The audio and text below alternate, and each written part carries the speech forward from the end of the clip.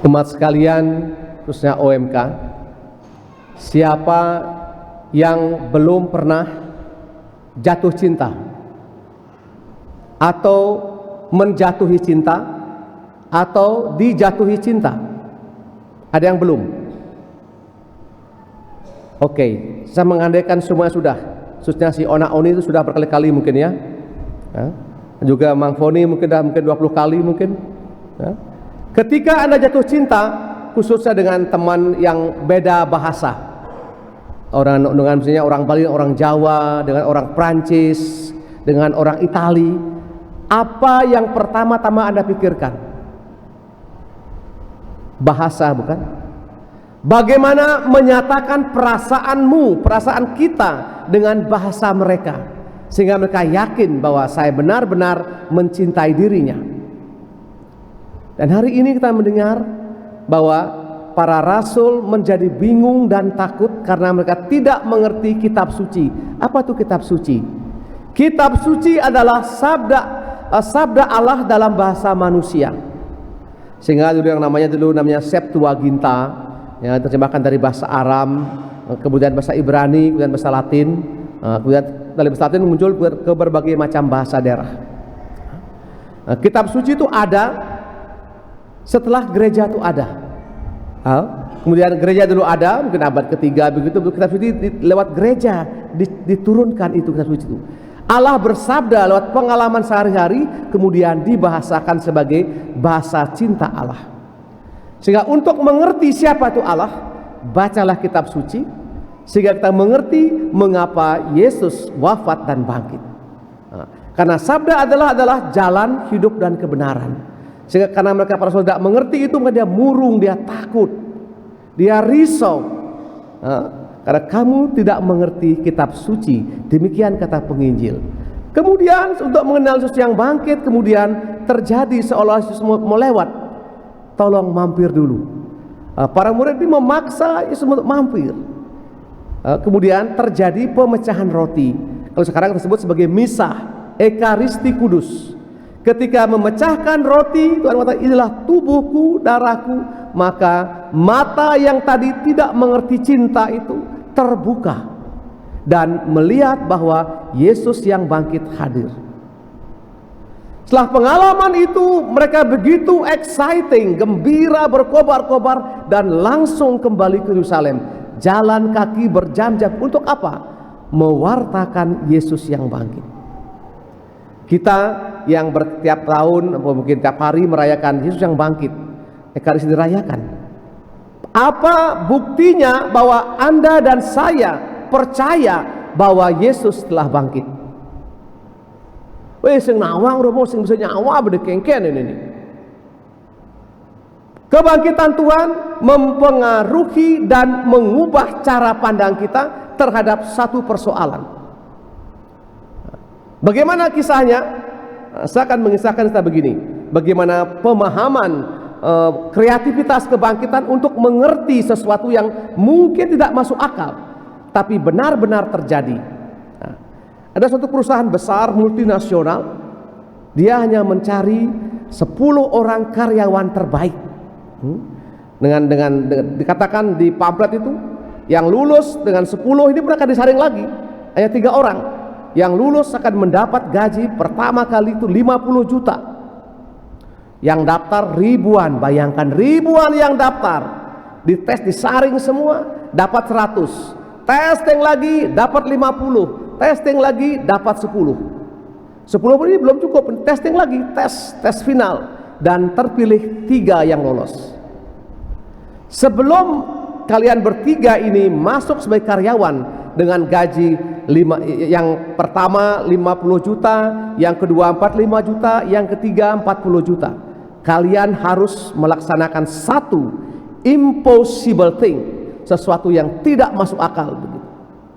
Waktumu seminggu, kalian bertiga, tugasmu adalah pergilah, jualah sisir kepada biksu. Siapa yang terbanyak, dialah yang menjadi orang yang pertama dengan gaji 50 juta itu. Mendengar itu, 3 orang ini, orang yang ketiga mengatakan, Ini tidak masuk akal ini abnormal ini bos ini. Yang kedua, ya lolos buat sekedar saja. Yang pertama mengatakan, ini tantangan membuktikan siapa yang terbaik. Selama seminggu ini orang yang ketiga dia datang ke wihara, dia ini tidak semangat, mukanya hopeless, tanpa harapan, macam babi tidak makan seminggu itu kah? Sekedar saja, kualo gen. Dia bertemu di situ, kemudian dia datang ke biksu, tolong beli, saya punya sisir. Kamu tahu saya ini botak, tidak perlu pakai sisir, tapi tolongkah bantu saya ini. Hanya beli satu, ditaruh di kamar untuk mengusir lalat. Orang yang kedua, dia mengamati, ya setengah hati, dia lihatlah satu keluarga ya, anak dua, suami istri, rambutnya gondrong gitu, ditawari, dia beli 4, syukurlah 4, lumayan. Orang yang pertama ini mengamati dari hari Senin sampai hari Jumat, dia tulis semua orang yang datang. Hari ini berapa orang datang, ya data betul, dia videokan.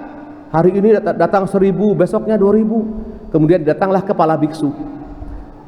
Mbak biksu, ini kalian punya tempat nih exciting betul-betul eksotik, bagus sekali. Maka ini saya hitung hari Senin 1000 orang datang. Saya hitung, ini bukti semua, direkam semua. Hebat sekali.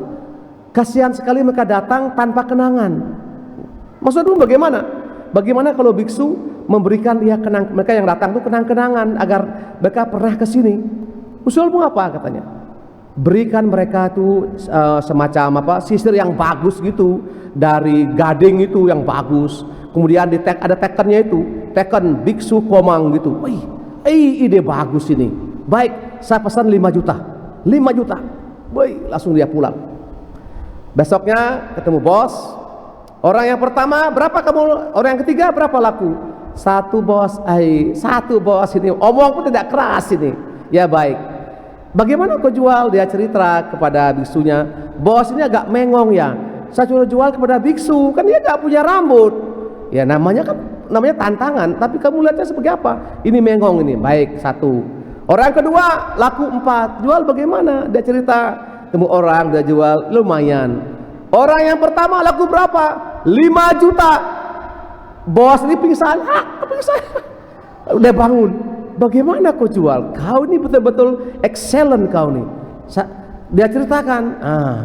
Akhirnya orang yang pertama ini, yang orang lulus dengan gaji 50 juta. Itu tidak masuk akal Ibu sekalian. Tapi kerap kali Tuhan itu menunjukkan jalan-jalan seperti itu. Kita ini orang-orang yang spesial karena permandian suci, sehingga nama kita Yohanes, nama kita Teresia Avila, Fransiskus. Kalau kita tidak hebat, tidak out of the box, rahmat Allah itu sia-sia. Untuk mengerti kebangkitan dibutuhkan suatu keberanian ekstra, suatu iman yang luar biasa, sehingga mengerti apa itu kebangkitan. Agar kita bisa mengerti itu, pertama-tama adalah baca kitab suci. Dengan mengerti kitab suci, kita mengerti sabda Allah. Seandainya pun kita gak mengerti maksudnya apa, sabda Allah itu lebih tajam dari pisau yang paling tajam, yang bisa memisahkan sumsum dan tulang.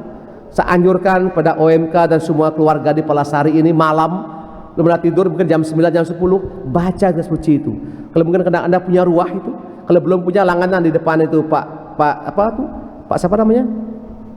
Pak di depan itu Oto Rahayu itu di situ. Langganan di situ. Baca tiap hari Injil saja baca. Sama anak-anak, istri, suami istri. Satu orang anak baca, kemudian sang mama memberikan cerita penjelasan atau gantian begitu. Coba Anda buat begitu. Pasti banyak keajaiban di Palasari ini. Sehingga tahun depan nanti ona-oni Romo sama suster, langsung saya tekan rekomendasi. Sangat bagus. Sudah pacaran 20 kali, aman-aman saja. Lolos langsung.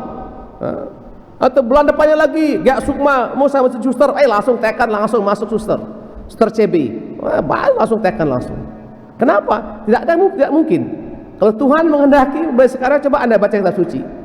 Yang kedua, setelah Anda baca suci, kemudian hadir undang Tuhan. Menghadiri undangan Tuhan lewat pemecahan roti. Ekaristi. Kenapa Ekaristi? Waktu Ekaristi, mata kita yang terselubung oleh kegelapan itu, karena gelap kan, kegelapan itu dosa, kelemahan, dibuka sama Allah, sehingga mata kita menjadi berbeda, melihat lebih tajam lagi. Setelah kita mengalami semua itu, kemudian kembali ke Yerusalem, pulang, wartakan. Man gaji 5 juta misalnya, 3 juta disumbangkan untuk yang membutuhkan, untuk remuk komang juga boleh, untuk penguburan juga boleh. Kemudian yang punya celeng 15, 10 disembelih itu dijual, uangnya serahkan ke petaan kuburan, itu misalnya. Atau kunjung orang-orang sakit, Anda kunjung semua, doakan, tempel dengan amplop sedikit untuk beli paracetamol.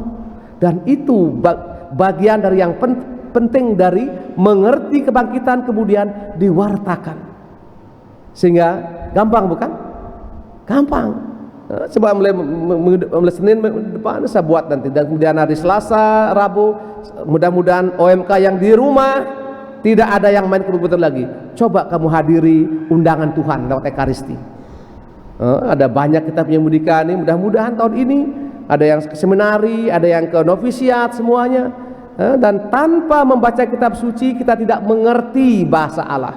Sama seperti saya katakan tadi, kalau Anda mencintai seorang, Anda harus mengerti bahasa mereka, bukan? Dengan bahasa, semakin banyak orang tahu bahasa, semakin luas pemandangannya, pengetahuannya. Kita mohonkan ini bersama murid Emmaus yang berani mengundang Yesus, kemudian terjadi mukjizat, matanya dibuka. Tanpa Ekaristi, tanpa pewartaan, kita tidak mengenal Yesus. Semoga Yesus yang bangkit memungkinkan kita menjual sisir pada biksu, laku 5 juta, dan kemudian menjadi hadiah yang luar biasa. Kita mohonkan keberanian ini dalam misa Minggu Paskah yang ketiga ini. Amin. Mari sekarang kita berdiri